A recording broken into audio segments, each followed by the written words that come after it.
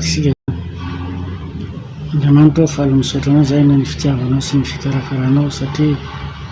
manambara ny fitiavanao sy ny famonjenao amin'ny olona rehetra amin'ny fotoana rehetra ianao ary amin'ny fomba sy ny endrika samihafa no ampisehonao an'izany atao amin'izao tontolo izao. Dia sokafy ny sainay sy ny fonay mba ahita sy handray izany fanambarantena ataonao zany ka azahoana ny fiainana mandrakizay amin'ny alalan'ny finoanan'i Jesosy izay efa nirahanao hosorona hitondra ny fahotan'izao tontolo izao mba azahoan'izao tontolo izao tsy rehetra mino zany fiainana mandrakizay dia ny fihavanana aminao Andriamanitra velona ka hanana ny fahavelomana koa eo amin'ny fiainana. Dia tahiozao fotoana izao izay anambarana ny teninao manambara an'izany mba hitondra fiainana sy fahazava'n-saina any am-pon'ny tsirairay ka iorenany tsara sy mafy amin'ny finoana velona anao Jesosy Tompo. Dia mamindafo aminay ka amin'ny alany elokay amin'ny anaranao Jesosy no angatahana izany. Amen. Tenin'Andriamanitra izay horesansika androany dia hitantsika ao amin'izao na toko 7:5-10 izay mivaky toy izao amin'ny anaran'i Jesosy. Ary tahaka ny nanandratany Mosesy ny menarana tany nevitra no tsy maintsy hanandratana ny zanak'olona mba hanana ny fiainana mandrakizay izay rehetra mino azy. Amen. Joana toko 7 zay 17-20 sy ny 14. Ny anambarany Jaona ny fototry ny finoana sy ny antony finoana izay niainany zanak'Israely tamin'izay fotoana izay no ilazaina amin'izany teny tsotra sy fohy izany. Fanao teo amin'ny Jiosy manko ny nanao fanatitra noho ny ota, fanatitra fampihavanana ary fanatitra fanorenana. Zavatra natao teo amin'ny Jiosy daholo zany. Raha misy nanao fahotana tamin'ny namana teo amin'ny fiarahamonina dia tsy maintsy misy fanatitra atao. Ka amin'izany fotoana izany dia misy rahan-javatra, misy biby vonoina ary izany rany biby vonoina zany no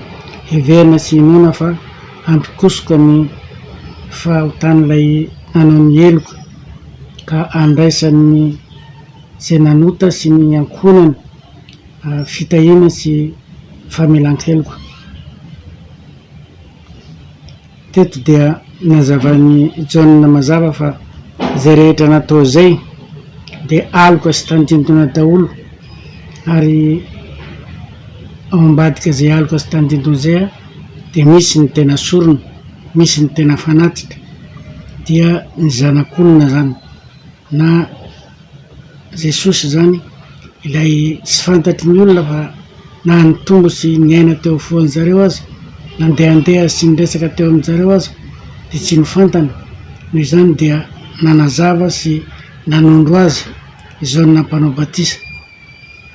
ka nanazava hoe indro ny zanak'Andriamanitra izay manaisitra na manala ny fahotana izao tontolo izao. Manomboka eto zany dia Andriamanitra mihitsy no nanolotra ny zanany lahatokana hosorona hisolo ny eloky n'izao tontolo izao, hisolo ny eloky ny mpanota rehetra na ny olombelona rehetra satria ny olombelona rehetra no mpanota daholo. Ka dia Jesosy no solony zany rehetra rehetra zany. Nefa sy nifantatry ny olona izy na dia teraka sy nitombo teo afovoan'ny olona ary. Ka dia Jaona mpanao batisa zany no izay nelo azy no nanondro azy hoe indro ny zanak'Andriamanitra izay manaisitra na manala ny fahotana izao tontolo izao. Ny finoana sy ny fahatokiana ary ny fiankinana sy ny fanatonana azy no antoka amin'ny hahafahana amin'izany fahotana zany na eloko izany. Fantatry izao tontolo izao hatramin'ny ela izany atao hoe eloko sy ny vokatry ny eloko na ny tambin'ny eloko ary na teo amin'ny fiarahamonina aza dia misy natao maty mihitsy ny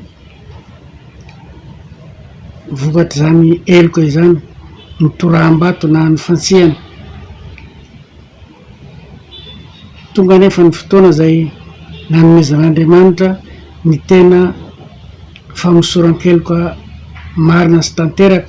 ary tsy averina intsony fa tonga amin'ny teny frantsay hoe ny famporototo mahafoaka ny fotoana rehetra sy ny toerana rehetra ary ny olombelona rehetra na iza no mino sy matoky sy mandray amin'ity avotra ity dia azo famelan-keloka avy amin'Andriamanitra izy ka dia nanondro azy eto ny mihiraka Jaona mpanao batisa hoe indro ny zanak'Andriamanitra zay manaisotra ny fahotana izao tontolo zao ka dia sy biby intsony na zava-mananaina hafa no atao fanatitra fa efa nanome zay fanatitra masina indrindra sy tanteraka ary ambony indrindra Andriamanitra dia ny zanany lahatokana zany ho avotra ho an'ny olombelona mpanota rehetra ary satria ny olombelona rehetra no mpanota dia tsy misy firenena na iray aza ivelany zany famonjena sy avotra nataon'i Jesosy zany fa ho an'ny olona rehetra sy ho an'ny taranaka rehetra amin'ny fotoana rehetra amin'ny toerana rehetra zany avotra izany fa ny finoana sy ny fahatokiana ary ny fandraisana izany ihany no antoka amin'ny ananana anjara amin'izany avotra nataon'i Jesosy izany ka dia toriana sy ambary raha zao tontolo zao izany asa mahagaga sy asa mahatalanjona nataon'i Jesosy zany fa mamelona n'izao tontolo zao sy mamelona zay rehetra mino sy mandray azy fa izay manao tsinontsinona an'izany kosa dia mbola hisaringotra ny elokany ihany izy ary ho hiara-ny famaizan'Andriamanitra fa izay nandray an'i Jesosy ho avotra dia izy no afaka amin'izany eloka izany ary azo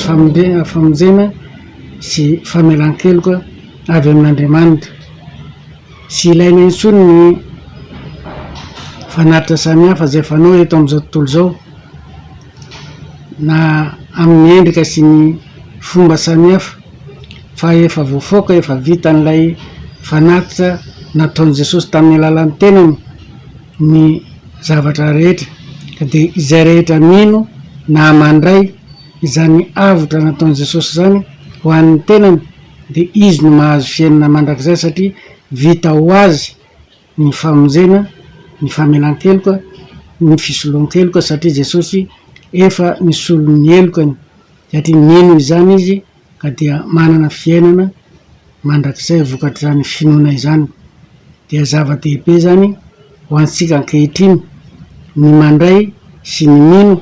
zany asa mahagaga nataon'i Jesosy zany mba hahaizantsika sy andraisantsika koa ny fiainana mandrakizay satria raha mbola misy izao tontolo zao mbola maharitra ny andron'ny tany dia maharitra koa zany ny vokatra zany famonjena sy asa-pamonjena nataon'i Jesosy tamin'ny fanoloran'ny tenany teo amin'ny hazo fijaliana izany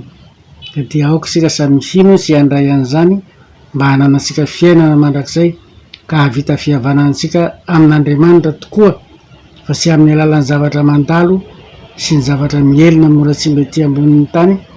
no hanaovana avotra ho an'ny tenantsika tahaka izay mahazatra antsika amin'ny fiarahamonina fa Jesosy efa nanolotra ny tenany sy ny rany ho fanavotana Andriamanitra efa nanolotra ny zanany ho avotra noho ny fahotantsika dia mino ary Jesosy Tompo dia ho vovonjy isika sy ny ankonantsika rehetra amin'izany finoana Jesosy zany. Amen.